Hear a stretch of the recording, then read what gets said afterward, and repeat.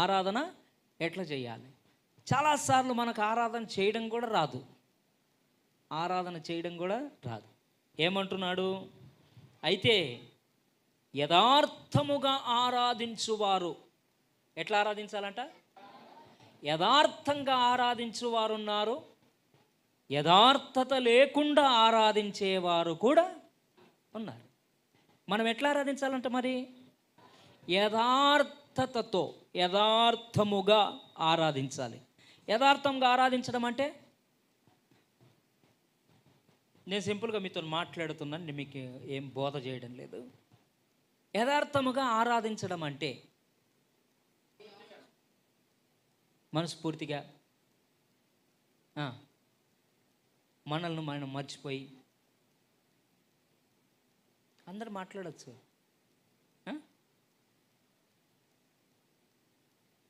ఇంకమ్మా ఎట్లా ఆరాధించాలి?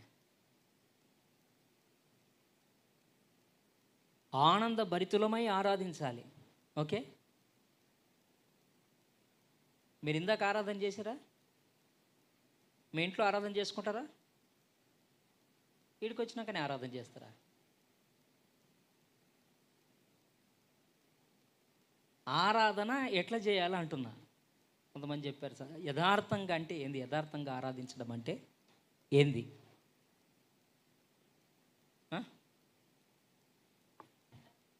ఆయనకు సరెండర్ అయ్యి లొంగిపోయి హృదయపూర్వకంగా, నేను అదే అడుగుతున్నా, హృదయపూర్వకంగా ఆరాధన చేయడం అంటే, యథార్థంగా ఆరాధన చేయడం అంటే ఏంది? మనసులో ఏది పెట్టుకోకుండా. అబేన్. ఓకే, మీరు అందరు చెప్పింది కరెక్టే, తప్పని కాదు, మీరు అందరు చెప్పింది కరెక్టే. అయితే నేనేం చెప్తానంటే, ఇప్పుడు కొంతమంది గురించి మనం అంటాం, ఆయనలో యథార్థతని లేదు శేఖర్ అన్నాం అనుకో, దాని అర్థమైంది? మనసులో అంతా ఏదో పెట్టుకుంటాడు, పైకి మాత్రమే నవ్వుకుంటూ మాట్లాడతాడు, మనుషులతో మంచిగా మాట్లాడతాడు, కానీ లోపల చాలా కుళ్ళు ఉంటుంది. చూసినావా? ఆ ముఖంలోనే కనబడుతుంది. రాంగ్ అని ఎట్లా ఉన్నాడు, నేను చెప్పిన కదా, అట్లనట్టాడు కదా.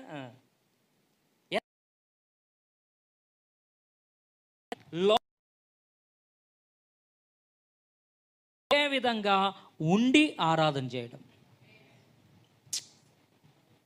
సరిపోలేదు, చెప్పాలి గట్టిగా. అంటే దేవుని వాక్యం చెప్తుంది, యేసయ్య చెప్పిన మాట ఏంటంటే, ఈ ప్రజలు నన్ను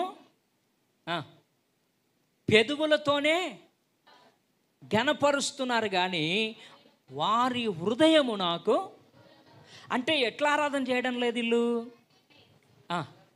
యథార్థత లేదు వీళ్ళకు.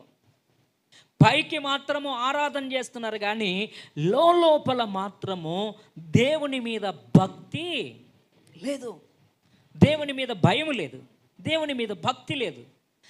మాటకి ఏంటంటే, ఖచ్చితంగా ప్రార్థనకు వచ్చినాం కాబట్టి పాటలు పాడాలి కదా, ప్రార్థన చెయ్యాలి కదా, కానుక ఇవ్వాలి కదా, ఏదో అందరూ చప్పట్లు కొడుతున్నారు కాబట్టి నేను కూడా కొట్టాలి కదా.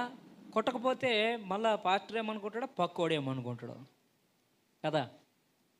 ఆమేన్.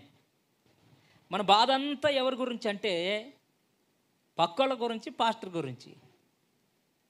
బలవంతంగా ఈడ్చుకొని ఇందాక ఎందుకు వస్తావంటే, పోకపోతే మళ్ళీ పాస్టర్ ఫోన్ చేస్తాడేమో, చెయ్యకపోయినా వచ్చే వారం పోతా కదా అప్పుడు అడుగుతాడేమో. వీళ్ళతోని బాధ ఎందుకు నాకు, వాళ్ళతోని బాధ ఎందుకు నాకు, 4 నిమిషాలు అక్కడ, 2 గంటలు అక్కడ ముక్కు పట్టుకొని కూర్చుంటే సరిపోదా అన్నట్టుగా వచ్చేవాళ్ళు చాలామంది. అవునా కాదా?